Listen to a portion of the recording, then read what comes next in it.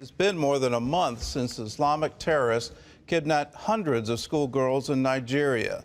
And now there are growing doubts that the Nigerian military can even bring them back.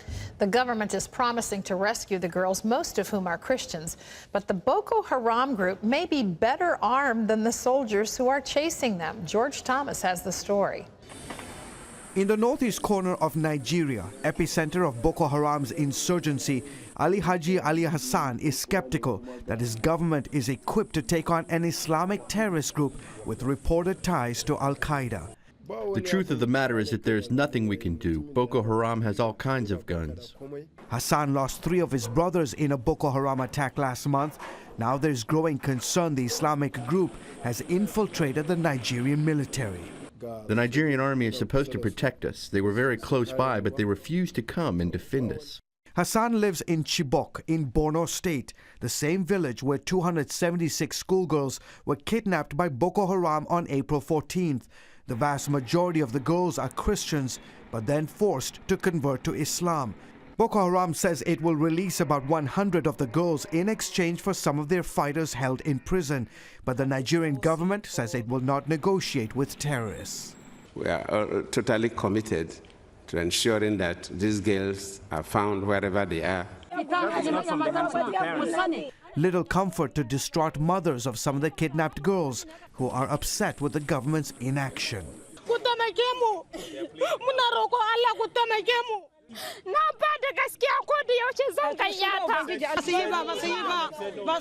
Several African countries with Western backing have declared war on Boko Haram.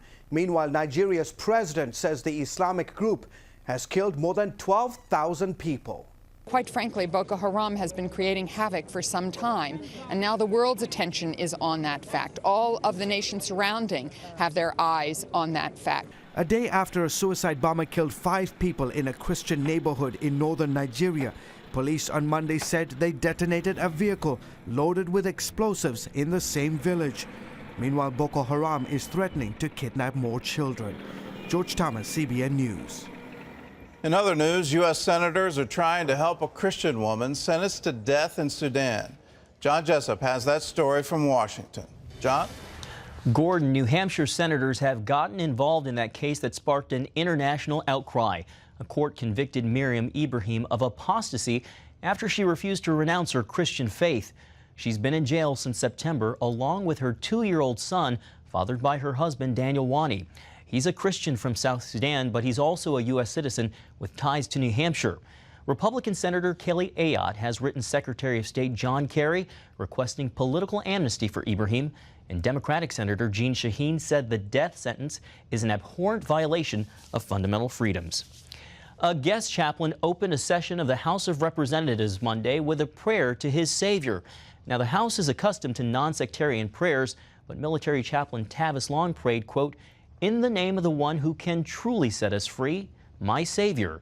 The Baptist chaplain also prayed that Congress would be, quote, "ever mindful that in that last day we must all give an account."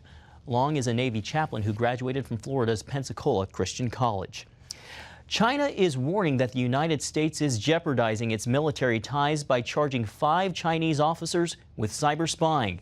And it says the U.S. is, quote, the biggest attacker of China's cyberspace.